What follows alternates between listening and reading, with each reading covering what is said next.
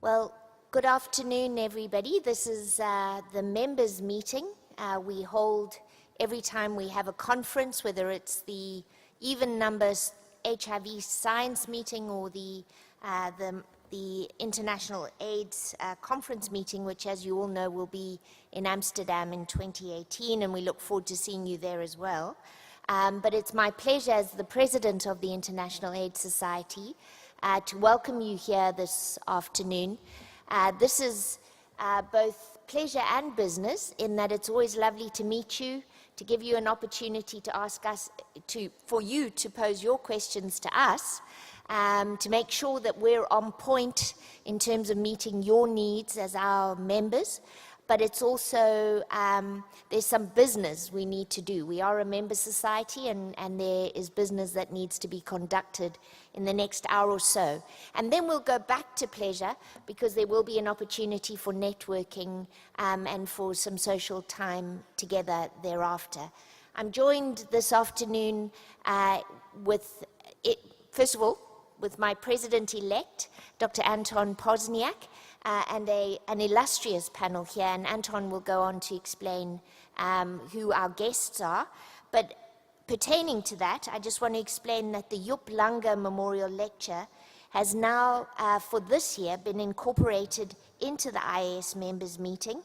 And so we, to make sure that everybody gets an opportunity to hear that important memorial moment and lecture, we've moved that to the front of the agenda. So we'll be starting with the Joep Lange Memorial Lecture. So just to say on behalf of myself, the officers, our executive director and our staff, welcome to 2017 members meeting, and thank you for being here today. I'll hand over now to President-elect Dr. Anton Pozniak.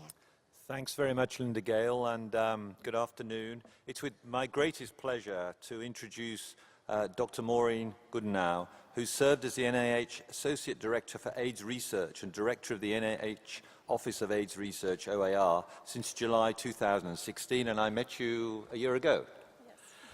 She was previously Professor of Pathology, Immunology and Laboratory Medicine at the University of Florida. She's headed up the Center for Research in Pediatric Immune Deficiency Diseases and led an HIV research program in HIV pathogenesis, genetic diversity, host virus interactions at the molecular level, and, very interestingly, the role of recreational marijuana in HIV-associated inflammation in youth living with HIV. Dr. Goodenow has trained more than 50 next-generation scientists and published more than 100 articles. She's played an important role in our international AIDS efforts as the acting director of the Office of Research and Science within the U.S. Department of the State Office of the U.S. Global AIDS Coordinator and Office of Global Health Diplomacy from 2015 to 2016. And I would like to introduce her lecture, Driving Future Successes with Current Investments in HIV Research. Thank you so much. Thanks, Maureen.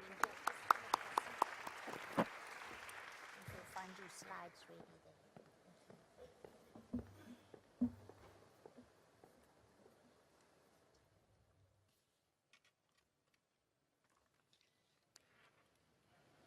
Well, good afternoon, and thank you very much for this opportunity to speak to you about the OAR and about the research efforts that we're coordinating there. And I would also like to thank Linda Gale for the opportunity to be here and to do the introduction of the Joep Lange lecture that will follow this. Let's see. So the Office of AIDS Research and the National Institutes of Health coordinates the trans-NIH HIV/AIDS research agenda, and that includes a large scope of work in the area of science policy, strategic planning, resource allocation, and return on investment. And in coordinating the trans-NIH research agenda, it's important to realize that the National Institutes of Health is comprised of 27 separate institutes and centers, each of which have their own research agenda that includes HIV. So the role of OAR is to coordinate across these various institutes and centers and keep the HIV agenda focused. on different priorities. The outcomes from the HIV/AIDS research investments by the NIH since 1985 have been incredible, and they have been international and transdisciplinary. And I think that it's really an important aspect to look at not only what the research has done for HIV, for the HIV epidemic, but also how the research has significantly transformed transdisciplinary and transdisease discoveries. So the HIV portfolio has really resulted in very specific outcomes, but also outcomes that transcend HIV specificities. So in just 30 years then, what we're facing is what was previously a fatal and much feared disease is now a treatable disorder with normal life expectancy if people with HIV receive antiretroviral treatments. And currently, more than half of the world's 38 million people living with HIV are receiving antiretroviral treatment. And as a consequence, what's really has evolved with the epidemic is rather than being in specific areas or specific focuses, it really becomes a condition that affects us across the lifespan, from the very earliest stages of life through the older individuals. And this is really important, I think, in understanding and to take into consideration, because the different aspects of the research agenda in prevention, for example, in treatments and cure, need to be customized for the different stages of life that people are in with their HIV infection or trying to prevent becoming infected. And this goes the same case. I mean, prevention modalities, I think it's people, if you think about it, those modalities that are going to be most effective in people in the ages of 18 to 29 are going to be very different than what the prevention would be in older individuals, for example. And this goes, I think, for vaccines and certainly for the comorbidities and co-infections as well. So the challenges that we're facing in 2017 is that there are flat declining resources, and this has been a trend for some time, and it's persisting. We still have no vaccine and no cure, and so there's a lot of optimism, but there's a lot of work to be done in those areas. And we have increasing comorbidities and co-infections in the people who are living with HIV. So at the NIH, in order to deal with this dichotomy of an expanding agenda and flat resources, there was a re-examination in 2014 and a restatement of very targeted, overarching high-priority areas for the HIV/AIDS research supported by the NIH. And the 4 areas, as you probably know, are reducing incidence, developing next-generation therapies, research towards a cure, and certainly comorbidities and co-infections in people living with HIV. But I think the important part is the blue arrow across the bottom, because this shows you where the cross-cutting areas are, particularly for basic research, health disparities, training, and the behavioral and social sciences. HIV increases the risk for comorbidities across the lifespan, and from the NIH perspective and the OAR perspective, we see this as a significant opportunity for trans-NIH partnerships. I wanted to just focus a little bit on the epidemic in the United States, because there are similarities and specific differences, I think, from the general global epidemic. So in the United States in 2015, when one looks at the new HIV diagnoses across the ages, what you can see in the top section is about 22% of the new infections occurred in individuals between the ages of 15 and 24. But if you look at the older individuals, 50 years and over, almost 20% of the new infections occurred in that age population. So when you think about prevention, we really have to think about it at very, very specific stages of the lifespan. And I don't think this is very different from some of the data across the global epidemic as well. When you look at the people living with HIV in the United States, and there are about 1.2 million in our country, and we have about 40,000 new infections each year. But if you look at what the demographics of the population who are infected, only about 6% of the cases are in the youth. But if you look at individuals over 55 years of age, almost 50% of the people living with HIV in the United States are in that age category. And this trend towards increased aging of the infected population is not something that's transient, because when you look at projections, and these data are disaggregated not only by age, as you can see in the longitudinal scale, but also by gender, the blue versus the pink. So there's an increase, if you look across the top line, to increase in the number of individuals in the older category. So this is not a phenomenon of, or not a transient phenomenon, this is definitely the trend of the epidemic. And this has implications too in terms of looking at the diagnosis, linkage to care, retention to care, and viral suppression. So if you look at diagnoses, or that is how many people know their HIV status, which is the blue bars in this age disaggregated data, certainly older individuals are more likely to know they're infected than younger individuals in the 13 to 24-year-old category. Linkage to care is not so drastically different across the lifespan. But more concern, of greater concern, is that retention in care and viral suppression is not any better in older individuals. So again, the interventions to maintain retention in care and viral suppression, even though the data, the phenotype is the same, the underlying mechanisms and how these issues are going to be handled are going to have to be different.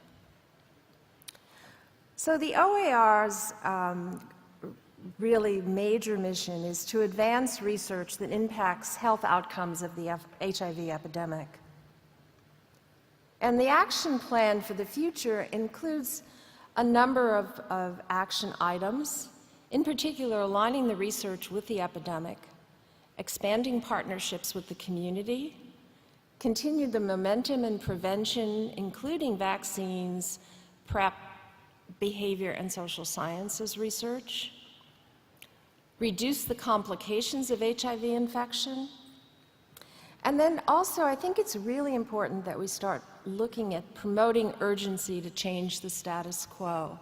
We don't have forever to deal with this and to get to the next level. And we really need to be prepared for unexpected discovery. For those of you that heard Wafa El-Sadir talk in the opening session, she made a really interesting sort of buzzword or byline, if you will, and that is, what we did to get where we are is not going to get us where we want to go. And so I think this is really important to think about how we're going to change the status quo and pivot our ways of doing business so that we can get where we want. Because really what we do now sets the path to 2030, and we have a window of opportunity, but we really need, I think, to re-energize and look at how we can move ahead at the fastest pace we possibly can. So thank you very much for this opportunity, and I really appreciate having you all here today.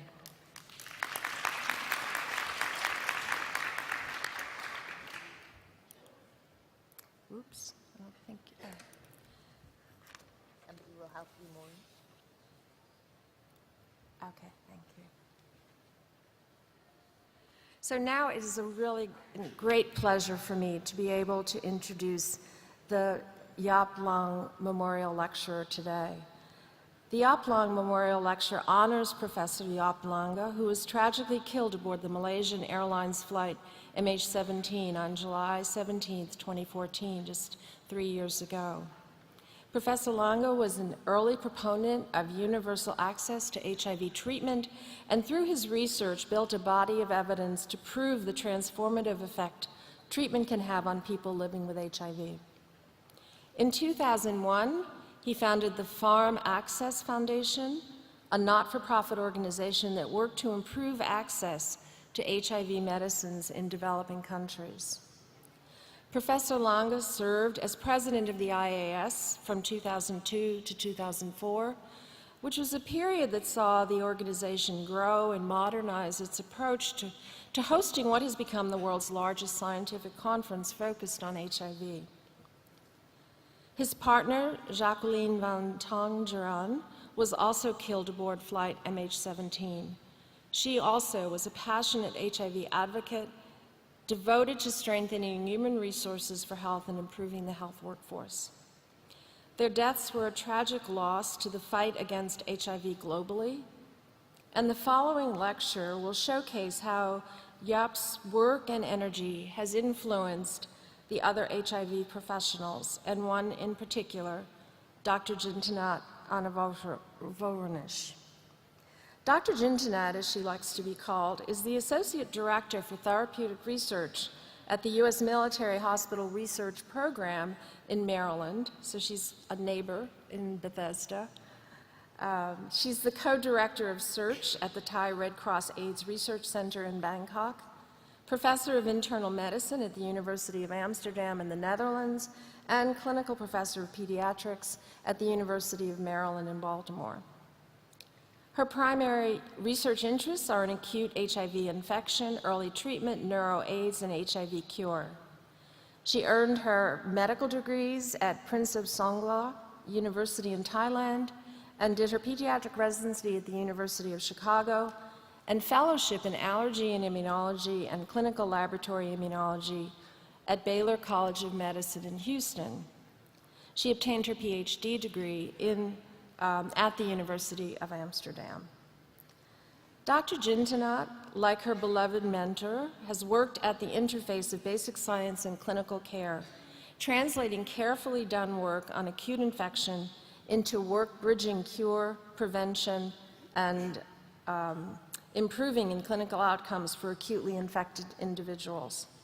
She shares with Joep both great intellect and great compassion, a combination that continues to inspire the next generation of researchers. So it's a pleasure for me to introduce Dr. Jintanat, and who's going to be speaking to us today about bringing HIV cure within reach.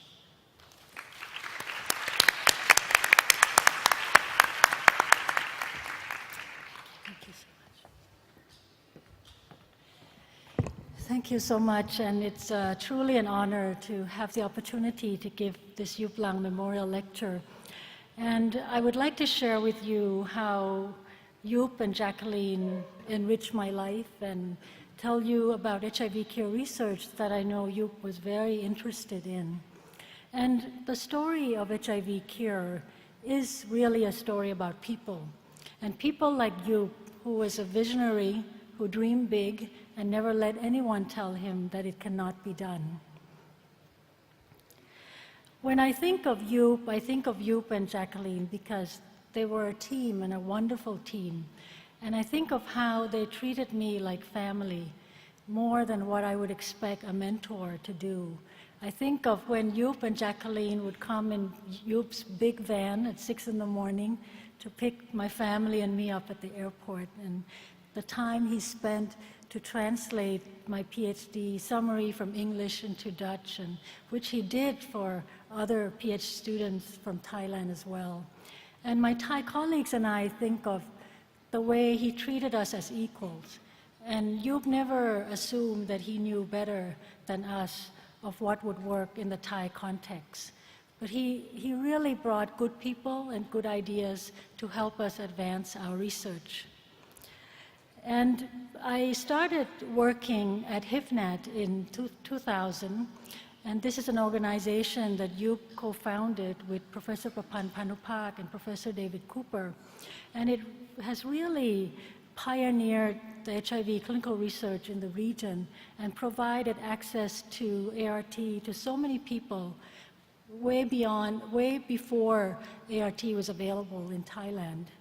And HIVNAT's achievements today include conducting hundreds of trials, helping 10,000 people or more on treatment, publishing more than 500 papers, and training so many PhD students. I'm really grateful to have you as a mentor. He encouraged me to do a PhD at the University of Amsterdam, and this is a picture taken by Jacqueline at my PhD ceremony. And before he passed away in 2014, he already had started talking to the Dean of Medicine and several people about promoting me to professorship. And just last month, we had our official ceremony, and it was particularly humbling for me because I was wearing Joep's professor gown, which was the most precious gift from his family. I would like to tell you about people who inspire me, and it's mostly the young people who inspire me.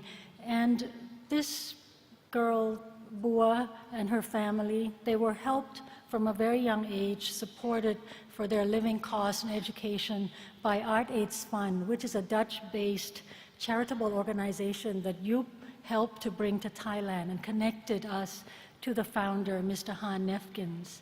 And Bua was born in 1991 in a small village in Thailand.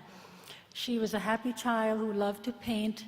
When she was 8, her mother died of AIDS. And 2 years later, she herself had tuberculosis, had rash. She was ostracized from her community and had to move to a school that was far away. When she found out at age 11 that she had HIV, she drew this picture called Sad. And 2 years later, she herself was dying of AIDS. Fortunately, ART became available at the end of that year, and she recovered. And at that time, she painted this picture called Life, and she said, "I paint brightness into the night. I paint my life to fight weakness." And I asked her earlier this year, what would an HIV cure mean to you? And when I went to Thailand in January, she presented me with this painting called Hope. And she said, "I am this bird flying with others, wishing for a day that we are free of HIV." And HIV is such a highly stigmatized disease in many parts of the world, and stigma kills. And I do believe that if we can change HIV from an incurable to a curable one, we could reduce the discrimination that children, families, and people living with HIV face. So I'd like to tell you a little bit about early treatment and HIV cure research. And early treatment is important because most cases that have had reached HIV remission are people who have been treated early. And the benefits of early treatment are shown here. On the left, if acute HIV infection is not treated, we see the viral load go up very high. People have symptoms like fever, sore throat, rash. And then the number of infected cells increase significantly. Even when the immune system starts to gain some control, the viral load comes down, but it remains high for a long time.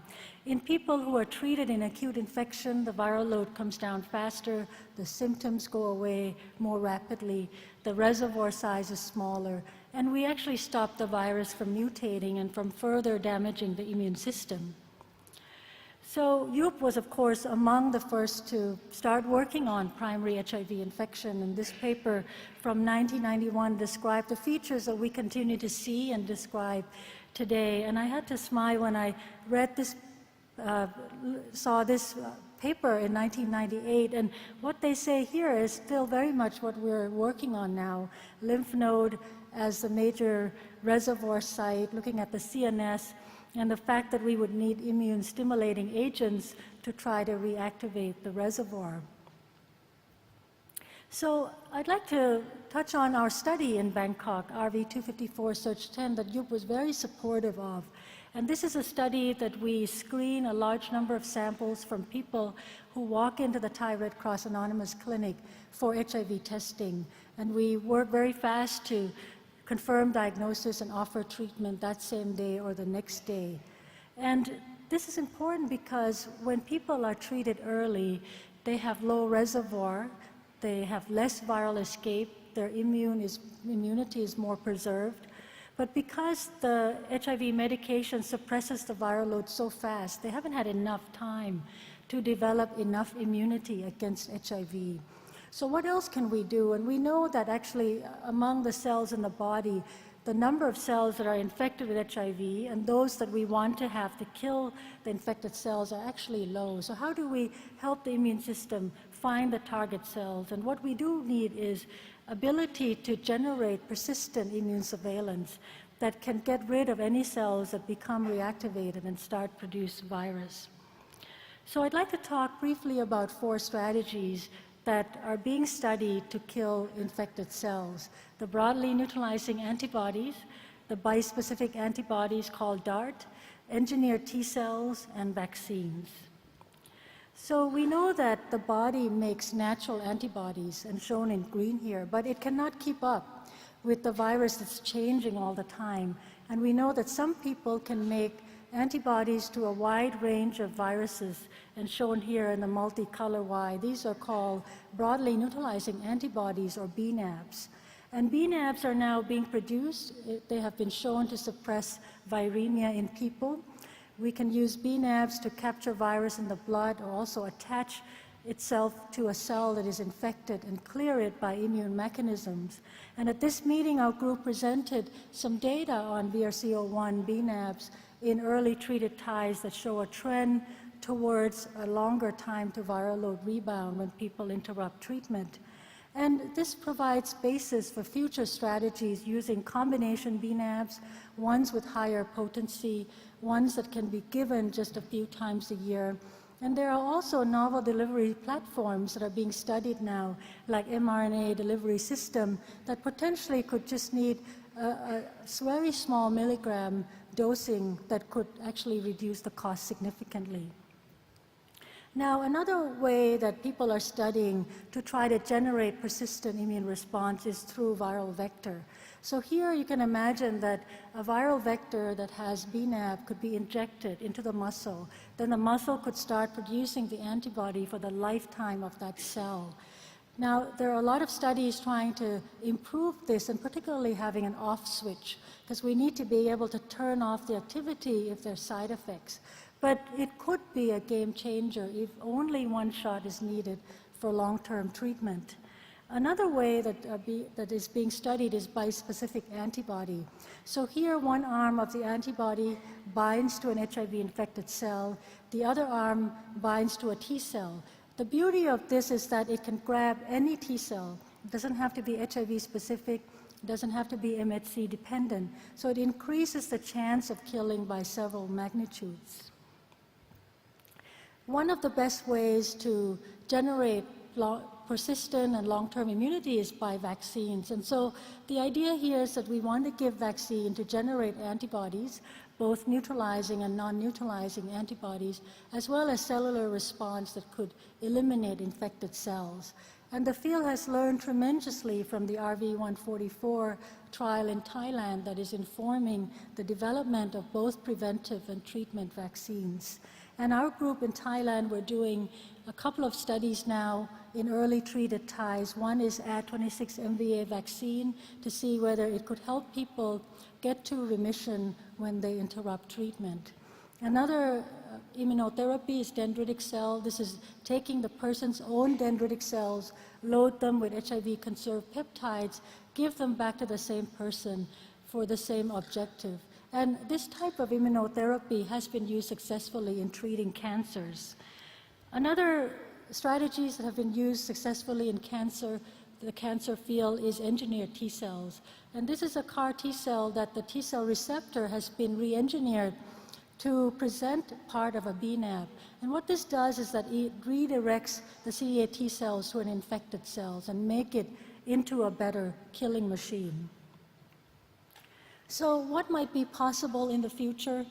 I think the best thing we can do is to try to diagnose people early, treat people early, and try to help our patients maintain viral load suppression.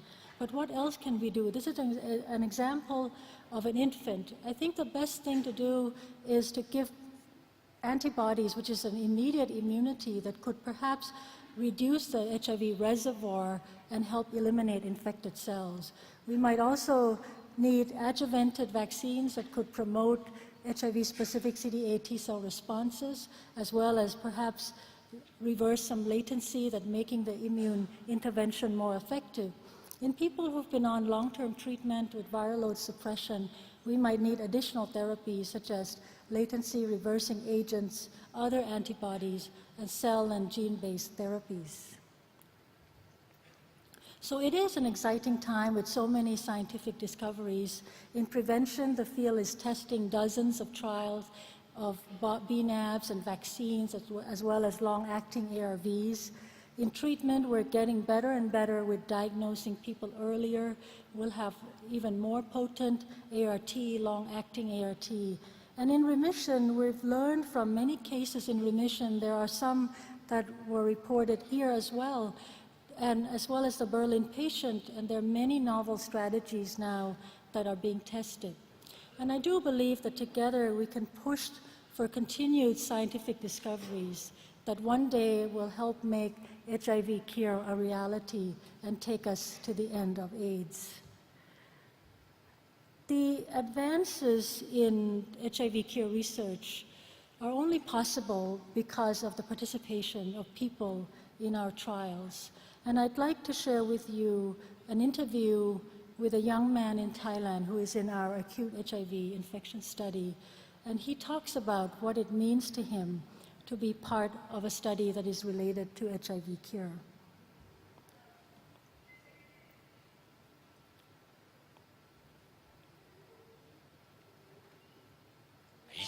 อย่างมากก็จะสัก10 ปีอย่างเงี้ยอย่างน้อยเราก็ต้องหายละแต่คำว่าหายของแต่ละคนผมคิดว่ามีความคาดหวังไม่เหมือนกันอย่างตัวผมเองอย่างเงี้ยอาจจะไม่ต้องหายก็ได้แต่ขอให้มีวิธีควบคุมเชื้อไว้ไม่ให้ติดไปหาคนอื่นได้จริงๆแค่นั้นผมก็พอใจแล้ว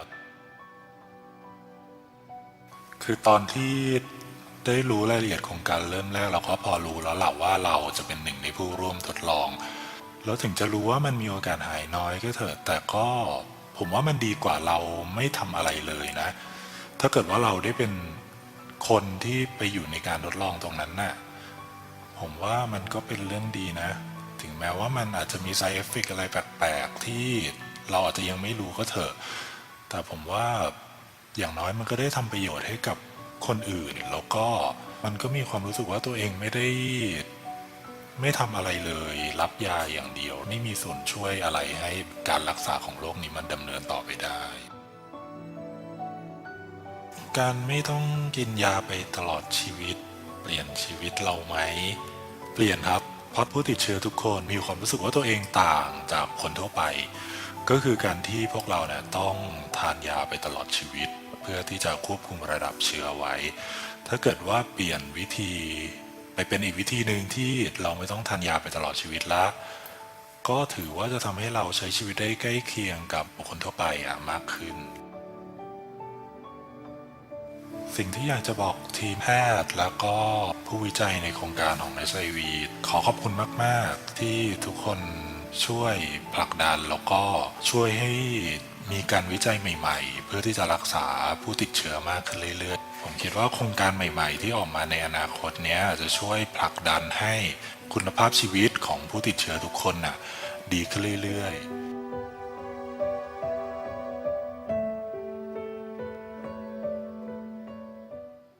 So thank you so much for your attention. Thank you.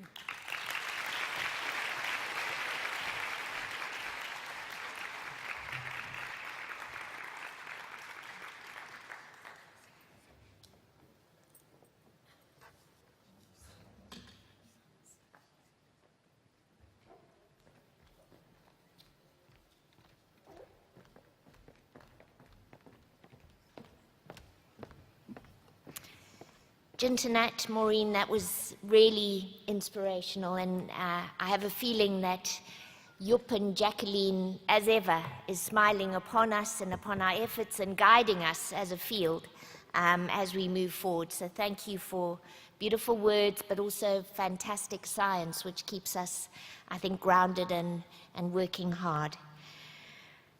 Right, so the next part of the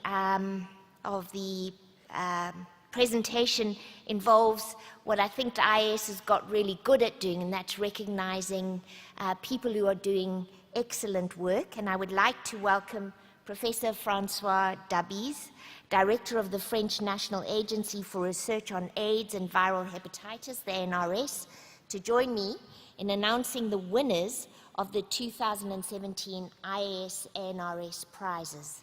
Welcome, Francois. The International AIDS Society and its partners sponsor a number of prestigious scientific prizes in conjunction with the 9th IAS Conference on HIV Science to reward promising researchers who are doing outstanding research in the field of HIV.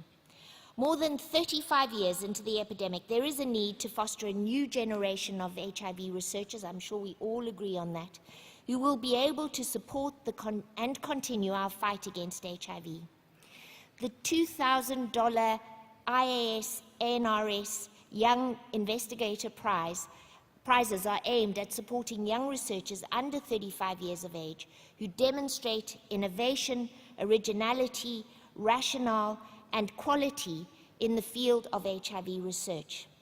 The prize is a joint initiative by the International AIDS Society and the French National Agency for Research on AIDS and Viral Hepatitis, and we thank the ANRS for this partnership. Thank you, Linda Gale. Good afternoon. In 2015, the Young Investigator Prize was renamed in memory of Joep Lange and Jacqueline van Tongeren in Vancouver. The renamed prize pays tribute to the extraordinary contribution that Joep and Jacqueline made in the fight against HIV/AIDS, as you just heard in the previous plenary. Joep was really known for having always time to spend with young investigators. He would never say no to a request for assistance and mentorship. And many of us in this room remember that as one of his best qualities, and I am of the one who really lost an incredible friend in this tragedy. So we sincerely hope Joep's and Jacqueline's passion and dedication lives on in the spirit of this award to the recipients who can continue the research and ambitious inquiry that ending AIDS requires. Let's now turn to the prizes. The first prize is for Track A, Basic Science, and it goes to Christine Fennessy from the United States, and for her abstract entitled Assessing Individuals' Viral Reactivations of the Latent Reservoir Using a Novel Bar-Coded Virus.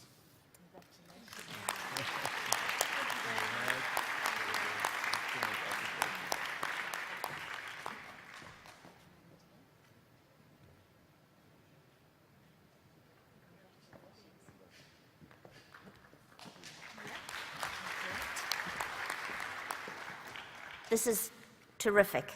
The second prize for Track B, Clinical Science, goes to Nitya Srinivas from United States for her abstract SAHIV Infection and Drug Transporters Influence Brain Tissue Concentrations of Efavirenz.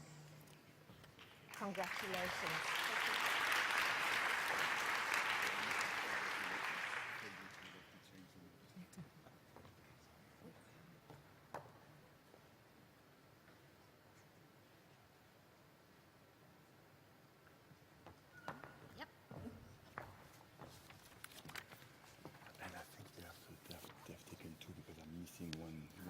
Folder.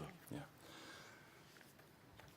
The third prize goes for Track C, which is Prevention Sciences, and it goes to Kelly Kilburn from the United States, and her abstract is entitled The Effect of a Conditional Cash Transfer for HIV Prevention on the Experience of Partner Violence for Young Women, evidence from a randomized experiment in South Africa, the HPTN 068.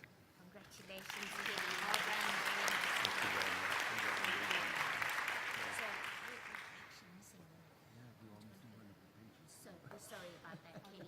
I understand. You seem to have lost a certificate. Sorry.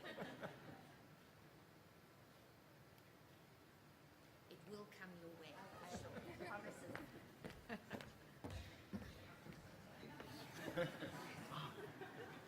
It's on the back of one of the other ones. Sorry, everyone. The fourth prize, an important track that has grown and grown, and I think you've again seen some excellent examples of it here at this conference. This is track D, implementation science, goes to Margaret Proust from United States for her abstract, multi-month refills of antiretroviral drugs for stable patients in Malawi, assessing accuracy in the application of eligibility criteria at the health facility level. Congratulations, Margaret. Well done, Margaret. This is Joan.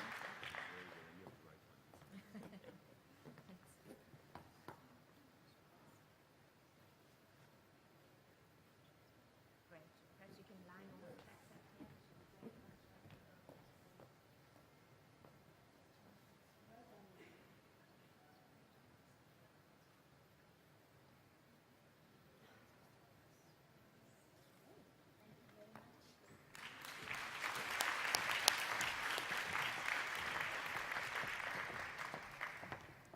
It's up to you. We would like now to welcome Françoise Barré-Sinoussi, the Nobel Prize 2008, to join us to present the IAS ANRS Dominique Dormant Prize.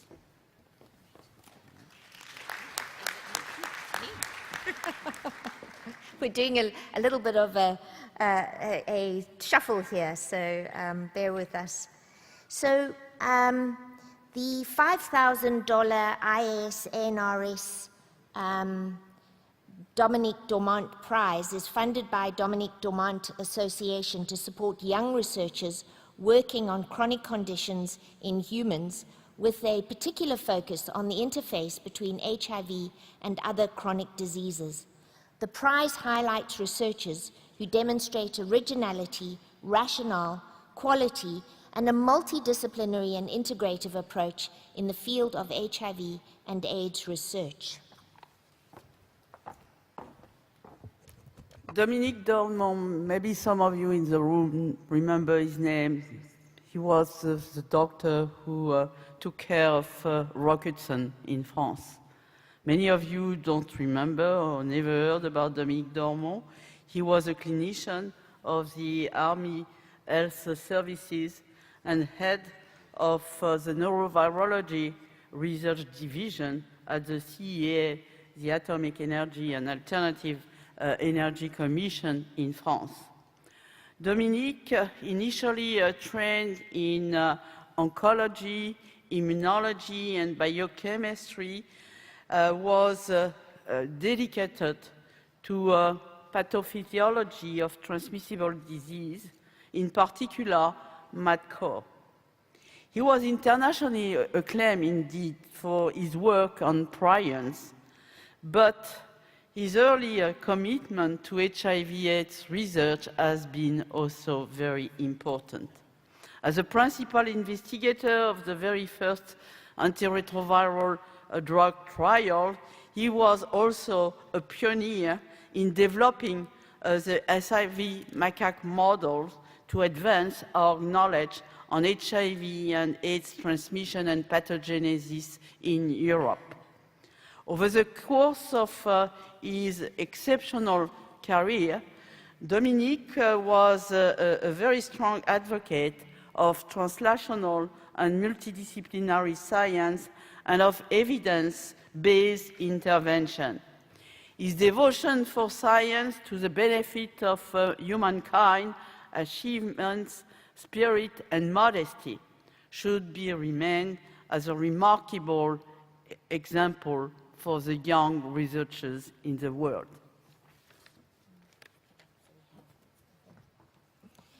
So it is my great pleasure to announce that the IAS ANRS Dominique Dormant Prize goes to Maria Salgado from Spain for her abstract entitled Achievement of Full Donor Chimerism with Episodes of Alloreactivity Contributes to Reduce the HIV Reservoir after Allogeneic Stem Cell Transplantation. Congratulations, Maria.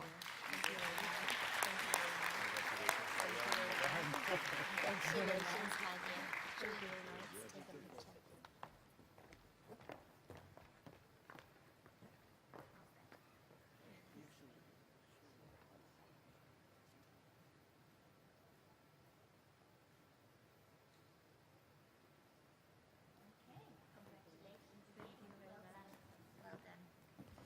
Let's give another round of applause for all of the ANRS IAS winners.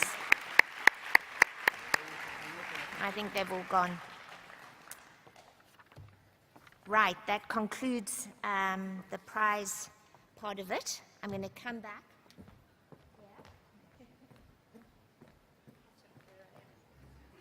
Great. So it is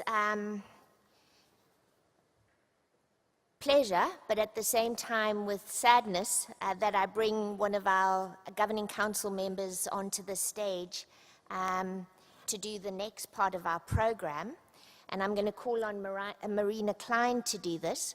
Marina is one of our very special part of our governing council. She's a professor of medicine at McGill University, Montreal, Canada, in the Division of Infectious Diseases and Chronic Viral Illnesses, where she is a research director. She's a prominent researcher in clinical and epidemiological aspects of HIV and Hep C and leads the Canadian co-infection cohort study.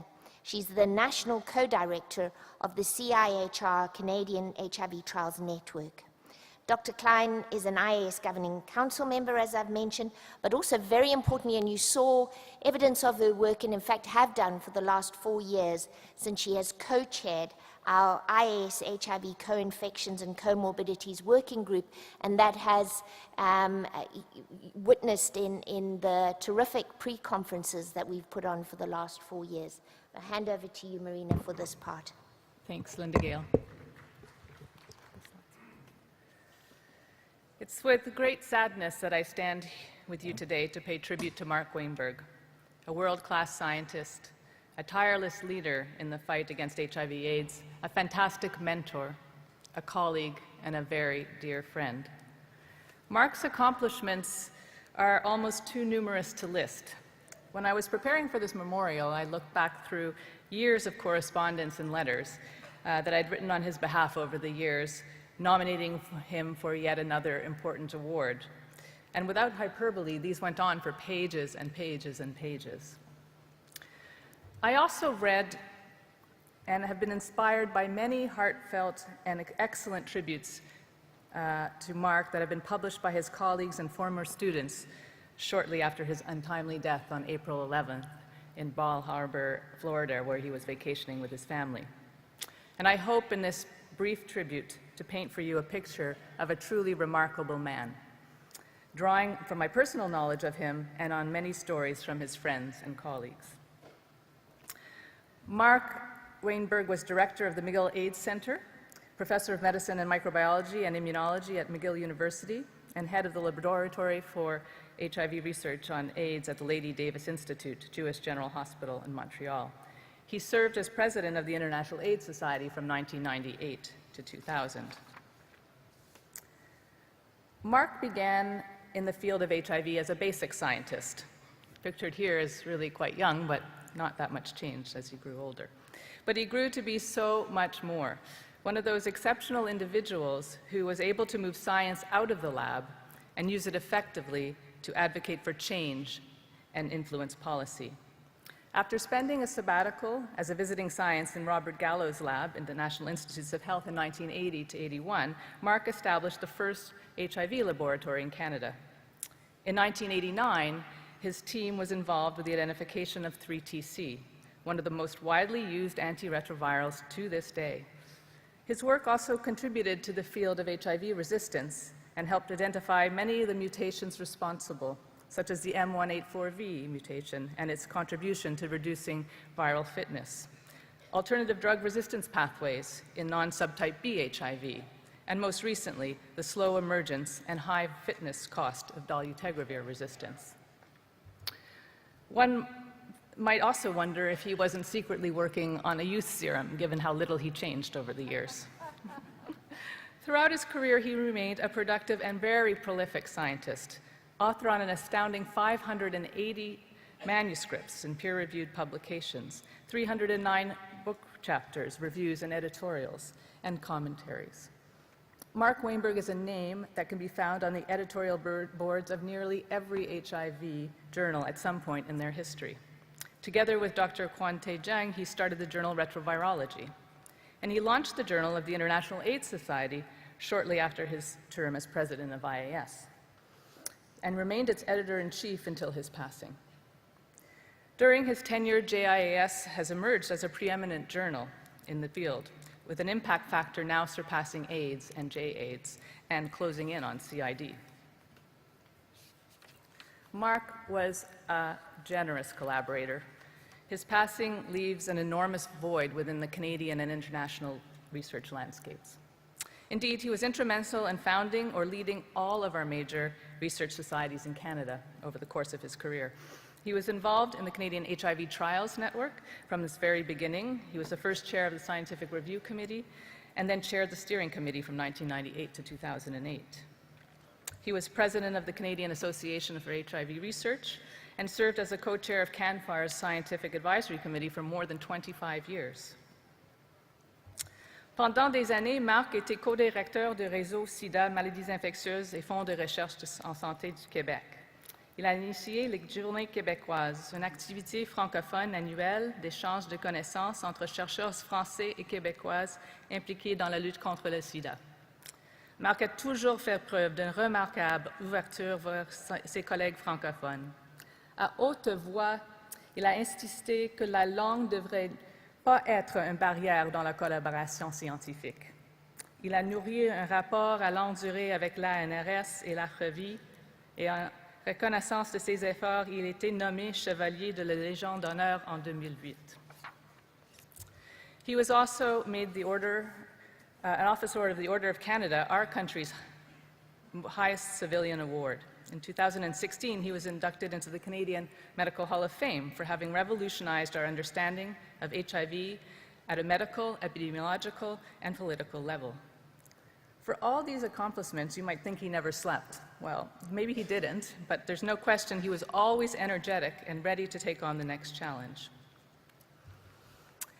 It's a sad irony that an untimely death, that you come to realize how little you actually know someone in all their facets, especially someone who embraced life as Mark did. When I attended his funeral at Tefreth Beth David Jerusalem congregation, the synagogue he attended for many years in Montreal, I was struck by the amazing diversity of the hundreds who gathered to mourn. In addition to his wife, his two sons and his grandchildren, there was a number of people filling the seats, long-standing colleagues from HIV research, community members that had traveled from across the country, community physicians, representatives of the pharmaceutical industry, the Dean of Medicine, the current director of the Canadian Institutes of Health Research, and many members of the Jewish community that he was so committed to and a part of. It was really a veritable tapestry of all the sometimes never intersecting worlds that Mark inhabited. They were all united in their heartfelt appreciation for this remarkable human being. For Mark was a uniter, a supporter, an advocate of all people from all walks of life. And I heard there for the first time how he had recently donated this 150-year-old Torah scroll, which was written in hand on parchment in Baghdad, to Jerusalem's mayor, near Barkat, for use in an Ethiopian synagogue. Mark said he was moved to make this donation after hearing about the death of 16-year-old Shira Banki, a high school student who had been stabbed to death in July 2015 during the city's annual Gay Pride parade. She was attending the parade to show her solidarity for her LGBT friends. When I first returned to Montreal after my fellowship in infectious disease, and this will give away about how long ago that was, I contacted Mark. Not ever having worked with him, a naive and very junior investigator with a bit of an oddball idea to test combinations in vitro that might have dual activity against HIV and hepatitis C, DDI, ribavirin, and interferon of all things. He was so incredibly generous with his time and with his lab and his advice. We got a small grant together, and he helped me carry out the studies. There was no hierarchy with Mark.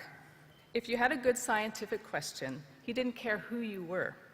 He treated me as an equal from the start, and we remained collaborators and close friends ever since, even when I realized that my place in research was probably best not in the lab. Indeed, he had this incredible ability, despite all the things that he was doing, to connect with people on their level, even for brief periods of time, and give them his undivided attention. During his life, Mark trained hundreds of students who came from his lab from diverse backgrounds, and this is a picture of his lab around 1915. And I think we can see Françoise actually pictured in visiting at that time. These people are scattered now across the globe doing fabulous work. Many of these have continued to have lifelong relationships with Mark, scientifically and personally. They always knew that they could count on him whenever they needed a bit of career advice or a dose of realism, because Mark didn't usually sugarcoat things. As he was with his colleagues and his students, he was ever more with the people living with HIV, becoming their tireless advocate. It's in this role, I think, that he truly excelled and possibly most enjoyed himself. When president of the International AIDS Society, he was instrumental in bringing the International AIDS Conference to Durban in 2000. The conference was opened by South African President Thabo Mbeki, who denied that HIV caused AIDS. It showcased the lack of access to life-saving antiretroviral treatments for millions of Africans. Thousands of researchers signed the Durban Declaration, arguing that the scientific evidence that AIDS caused HIV was so rigorous and so strong as to be undeniable. When the South African government refused to make nevirapine available to pregnant women living with HIV to prevent mother-to-child transmission, the Treatment Action Campaign took the government to court. The government then filed a 1,000-page affidavit that claimed that nevirapine resistance would lead to public health catastrophe in South Africa. Urgently in need of a world expert, TACS reached out to Mark Wainberg. Although Mark was highly critical of the use of NNRTIs in first-line treatment due to the fear about generating resistance, he was passionate about getting needed treatments to those for whom evidence showed that they could have benefit. And within 5 days, he had wrote a detailed affidavit arguing that nevirapine use should be encouraged and its effectiveness should take precedence over considerations of drug resistance. Consequently, the courts ordered the government to roll out nevirapine in 2002. These actions ultimately led to a sea change in policy that has resulted in millions of Africans receiving life-saving antiretrovirals and thousands of children being born free of HIV. These are arguably Mark's greatest contributions. He continued to be involved in Africa over his career, for example, as a project leader of Tanzombo, a capacity-building network for HIV/AIDS prevention and research training of young investigators in Tanzania, Zambia, and Botswana. In fact, Mark became a consummate politician, never failing to use an opportune moment to drive home a message. At the International AIDS Society Conference in Toronto in 2006, speaking as a local co-chair, he called out Prime Minister Stephen Harper, another denier of science, for not attending. Though at this same meeting, it was clearly starstruck by President Bill Clinton, who did attend the meeting. I think, though, Mark probably could hold his own with anyone. No tribute to Mark could be complete without talking about his other lesser-known achievements. Mark was Canada's highest frequent flyer, with over 3 million air miles on Air Canada. A Canadian colleague, Gary Rubin, said when reminiscing about him, traveling with Mark was always an experience. You would never get bumped from a flight, but you would always be the last to board, because Mark always knew which airport lounge had the best scotch, and many times the lounges were in a different terminal. That impish grin would pop up whenever you least expected it. Last fall, we were leaving a meeting with the Dean of Medicine, and I noticed that his smile looked a little askew. And not the least embarrassed, he removed his front tooth, which was being held in place by chewing gum. During the 2016 HIV Glasgow meeting a few days earlier, he'd bitten into an apple and lost a crown. As he wandered through the streets of Glasgow looking for an open dental clinic, a passerby asked him if he needed help. And Mark was delighted to find out that this Good Samaritan turned out to be a dentist who actually opened up his office and did a temporary fix of his tooth for free.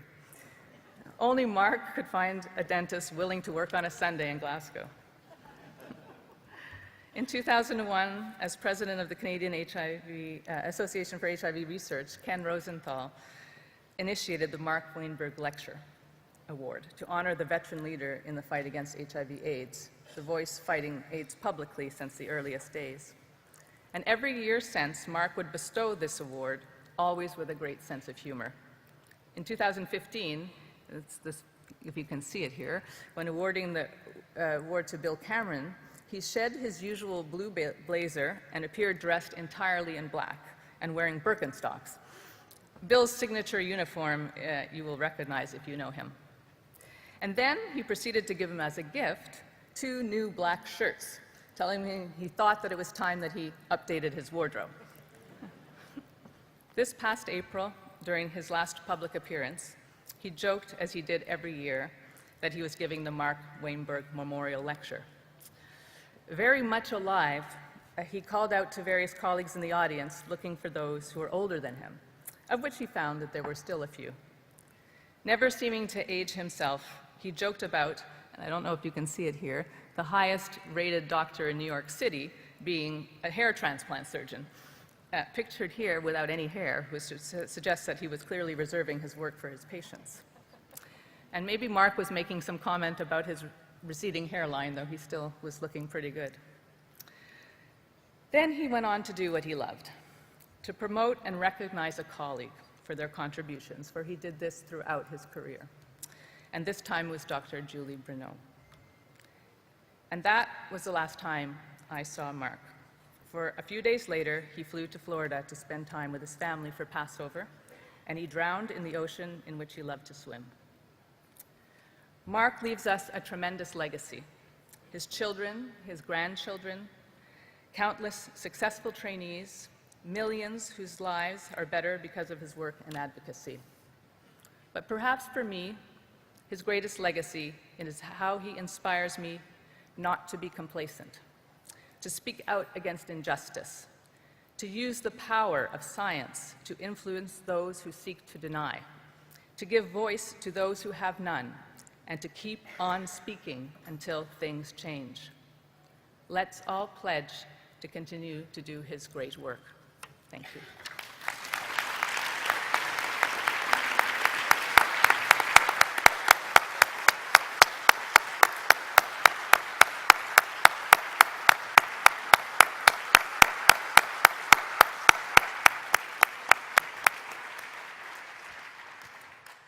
Thanks, Marina.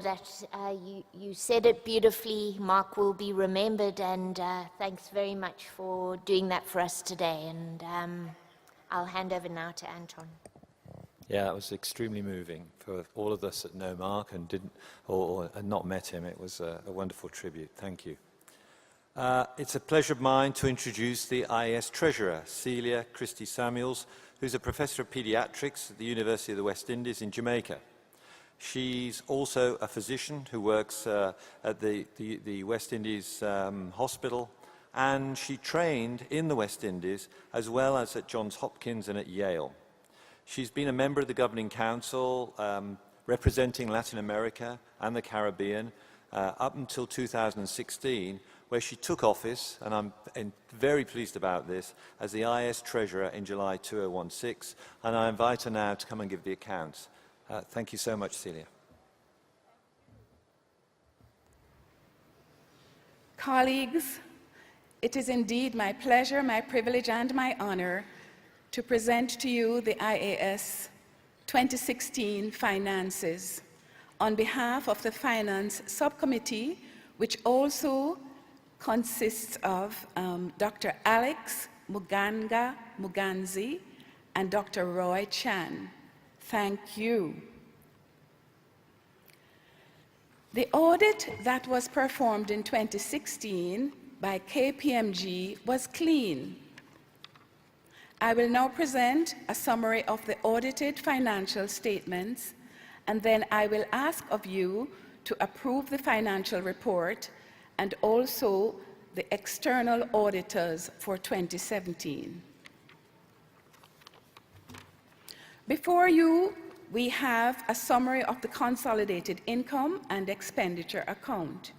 You will see that in 2016 we had an annual income of some $23.4 million, of which some $17 million was contributed to by conferences and $4.7 million by programs. Annual expenditures accounted for some $18.7 million, of which the majority comprised salaries and benefits, consulting and audit fees, travel expenses, and direct expenses, as shown. The consolidated balance sheet is shown here, and you'll see that assets totaled over $16.5 million in 2016, whereas our liabilities were $2.5 million. You will see that the revolving funds and reserves are listed here. And of note for your attention is that we were able to allocate $1 million to the revolving fund and $186,000 to the general reserve. The audited statements are shown here as well. You will see when you compare the approved budget versus the money that was actually spent that both columns are balanced as it relates to each of the line items. And we still were able to realize a surplus which went into the revolving fund.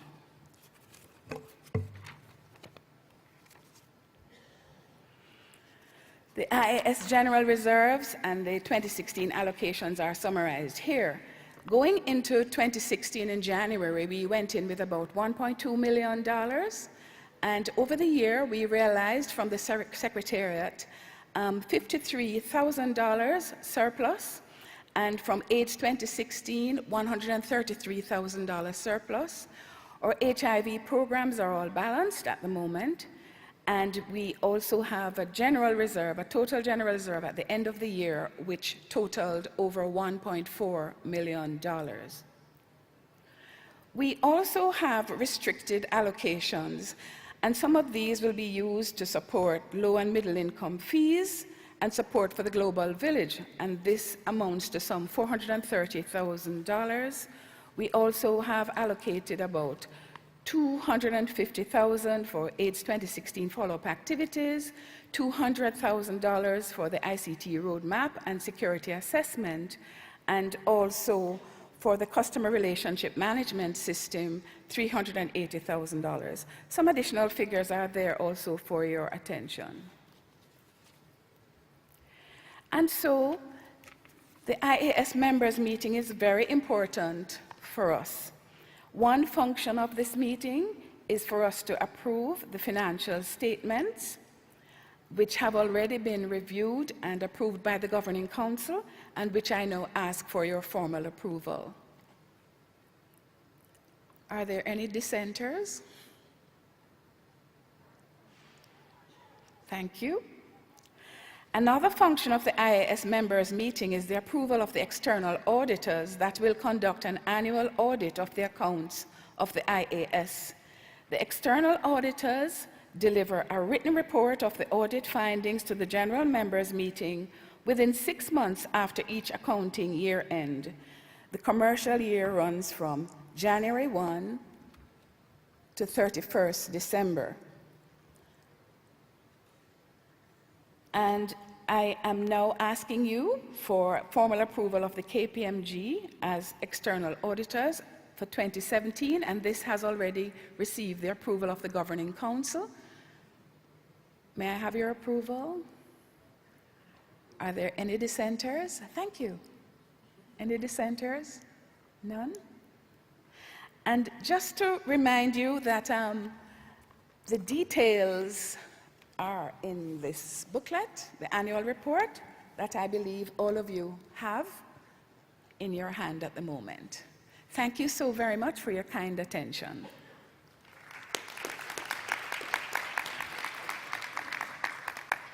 I'll hand over to Linda Gale, but there is going to be a networking meeting after this, and you can approach us individually if you have things to discuss. We're very open to that. And each of your regions have got governing council members. You can, if you don't know who they are, you can find them on the web or in the reports. So please feel free to approach them. It's a great opportunity while you're here at the conference. So Linda Gale, can I hand over to you now? Thank you, Anton, and thanks to everyone who's participated, Dr. Gintinat, Dr. Maureen, very much, and Marina, thank you for your contribution here, Celia, for doing the business end, and of course the NRS for joining us in recognizing excellent researchers. But more than that, I want to thank all of you for being here, first of all, but also for being members. Membership is our strength. We are a members organization. That is what we're about. And so we also want you to spread the word. Make sure that more people sign up, join up, and we can really become a strong voice.